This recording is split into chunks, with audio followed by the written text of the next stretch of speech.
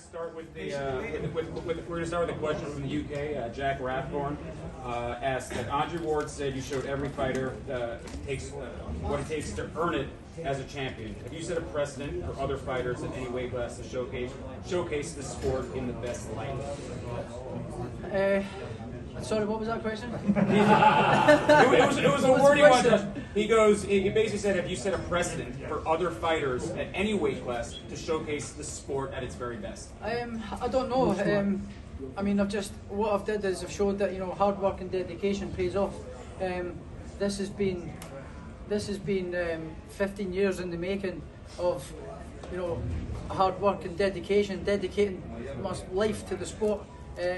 Putting everything on hold, all my social life, things that I wanted to do with my friends, my family, you know, my fiance back home, things that I've wanted to do and missed out on, you know, all for this moment. It's all been geared to this moment, and it's finally paid off. It's finally paid off. And before we get to the questions with the media in attendance, we have one from Neil McGlade from the Scotsman. I know you mentioned this on the broadcast, but further, just additional message you have for Mr. Ken Buchanan.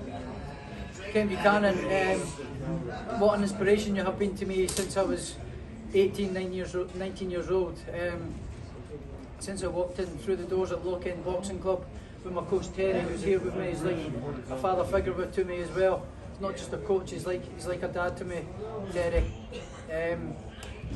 Since then, days, you know, I met Kenny and giving me a little bits of advice on how to train and how to live life and how to dedicate myself to the sport. And he saw me boxing a couple of times as an amateur and hitting the bags and sparring, and he said that I could be world champion, and I've proved him right, you know. And I'm just like him. I'm so proud that I can go back and see him now when I go back home and say I'm just like you, champ. I'm over the moon. I'm over the moon. Yes. Steve, Ken. Josh, congratulations on the win. Jose Ramirez found a lot of quick pressure the first 3-4 rounds. First of all, how difficult was that to deal with? And when did you start to say, I got this in terms of timing him coming inside? I thought I won the first 2 rounds. You know, his pressure wasn't anything, you know, out of the ordinary that I'd had before. I wasn't never in any trouble. You know, he was a very good puncher when he went 1, 2 and then 3. You know, he was good like that. His jab was quite good when he let it go. But apart from that, I was never in any trouble the whole time, the whole fight.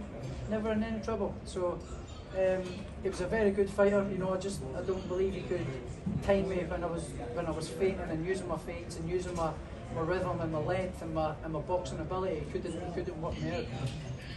Josh, to piggyback on that, over those first 4 or 5 rounds, Ben had said, you know, discipline and patience was the key. So you were able to set things up and sort of draw him in and keep that gap short. How difficult was it, just in terms of your mental game, to sort of just hold off until you could unleash? It was quite easy. It was quite easy to keep the distance and keep boxing him. I actually could have made that fight a little bit easier, you know, if I had kept a little bit more disciplined. When he got you know, success was when I put my hands up and closed my guard and I let him throw. That was when he got success, and he was strong doing that. It would have been a harder fight if I had decided to stand and trade with him. Even though when I did decide to trade with him, I outfought him and landed the better punches. But that would have been a much harder fight. But I really do believe I could have made that fight a little bit easier if I just kept disciplined a little bit more. Not only did you fully unify the division, you came to America, you beat America, do you feel like, I mean, and you played the mind games to the team, I mean, do you feel like you are a special breed of fighter? Is that why you're so, it seems like you're overcome? No, I'm just so determined, and my will to win is second to none. I'm so determined, my will to win and my desire to win. You know, I did everything right this week. On the lead up to the fight this week, the plan was to get inside Ramirez's head and use his aggression against him, and that's what I did. It worked perfectly all week. You know, I didn't mean any disrespect by anything. It was all just to get inside his head, and it worked. You know, and it's proved it in that fight. You know, I walked him into some good shots.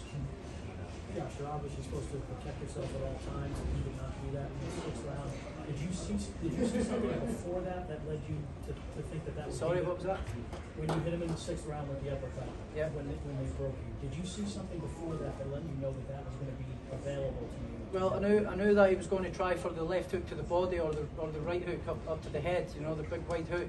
He's very good at that. So he left the cell open. He puts his head down, and I took a little step back and hit him with the uppercut. I actually think the referee gave him too much time. He gave him too much time. That should have been the fight over. Then I thought the count was much longer.